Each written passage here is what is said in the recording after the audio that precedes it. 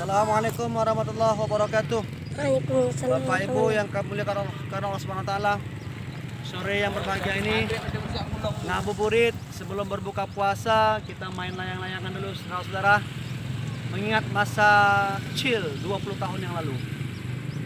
Cuaca sore hari ini merupakan cuaca yang sangat baik untuk bermain layangan karena tidak panas, lumayan sejuk. Bisa dilihat di sana, kasih kamera layang-layangnya, ya.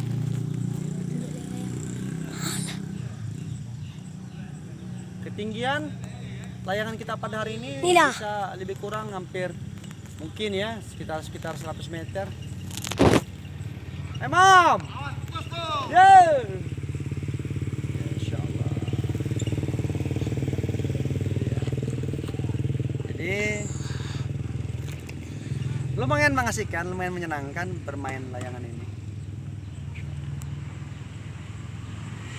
Wow, angin kencang nih.